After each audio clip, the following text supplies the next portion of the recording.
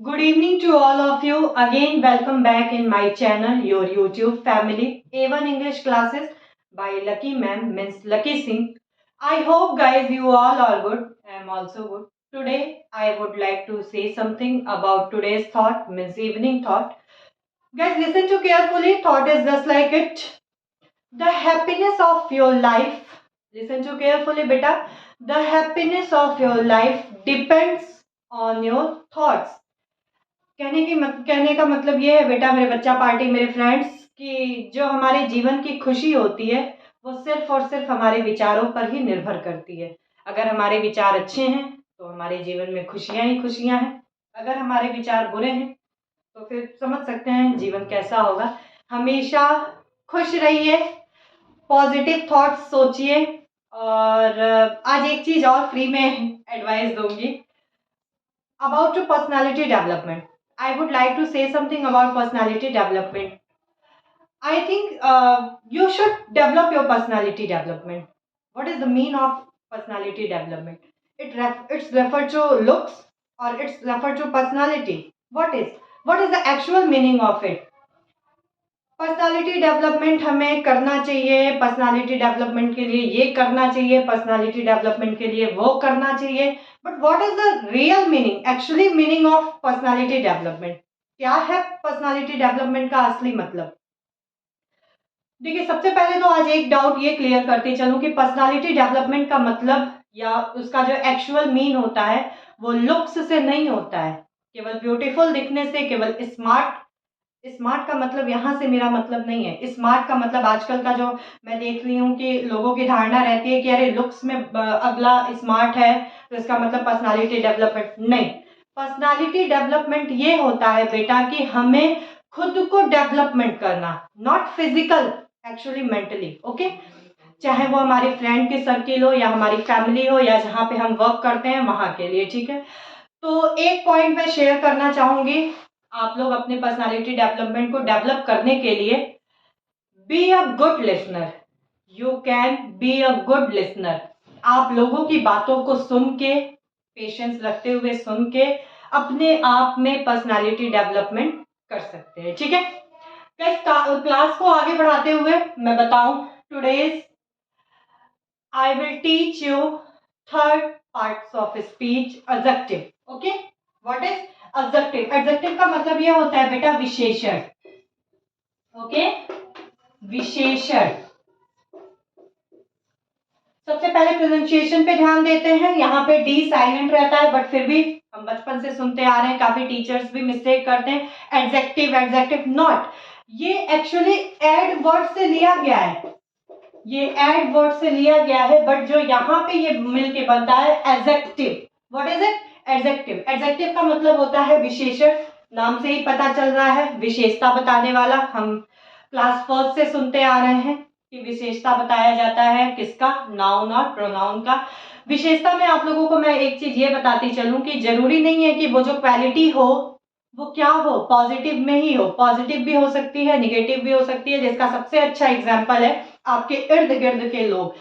कहावत होती है आज के जमाने को देखते हुए कि आपके अंदर क्या क्वालिटी है, क्या पॉजिटिव क्वालिटी है, क्या निगेटिव क्वालिटी है, इतना आपको नहीं पता होगा जितना आपके आसपास वालों को पता होगा।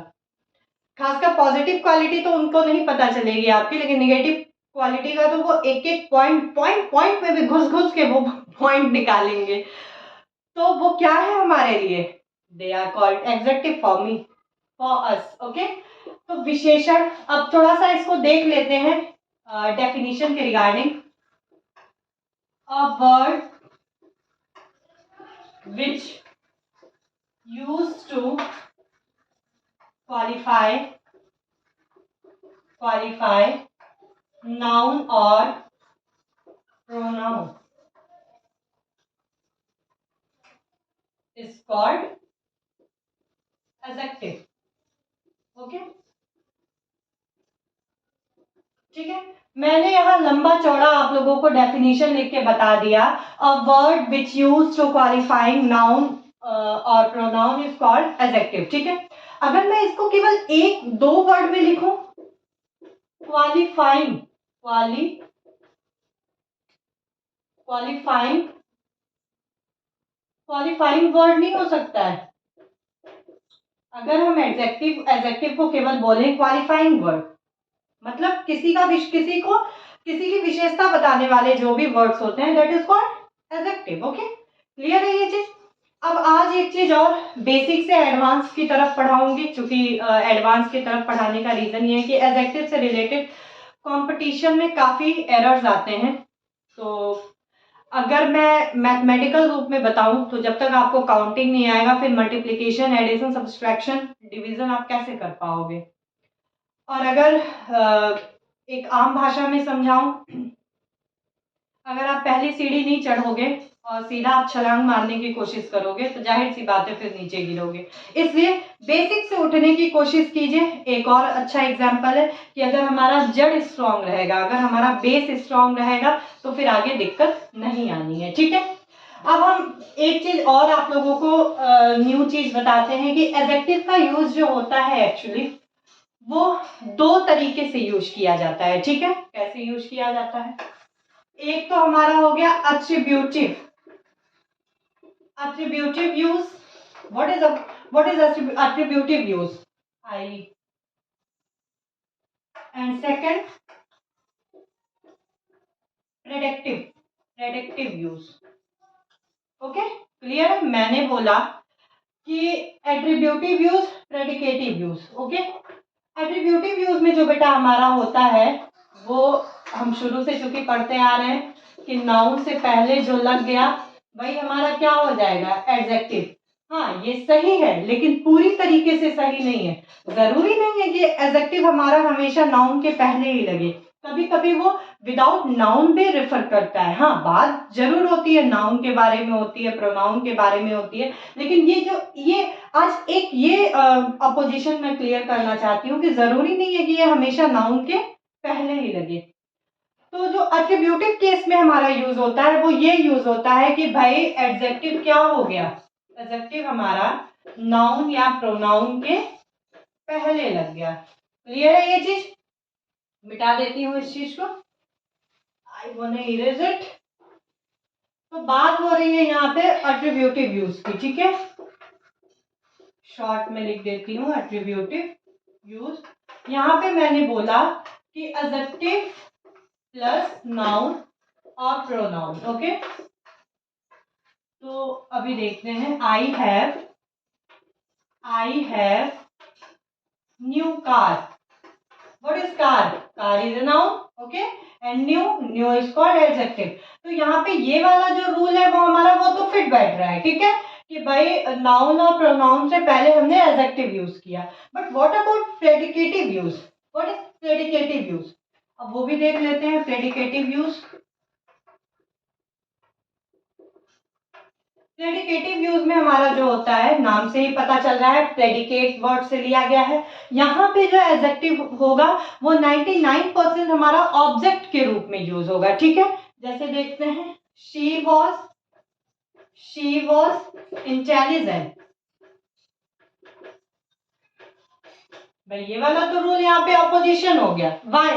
क्यों? क्योंकि मैंने अभी बताया कि जरूरी नहीं है कि नाउन या प्रोनाउन के पहले ही लगेंगे।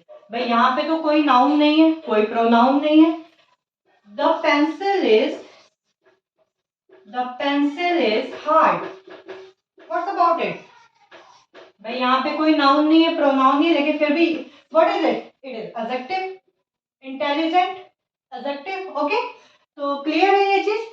तो आज एक अपोजिशन तो हमारा क्लियर हो गया, एक डाउट तो ये क्लियर हो गया कि जरूरी नहीं है कि एडजेक्टिव हमारा नाउन या प्रोनाउन के पहले लगे।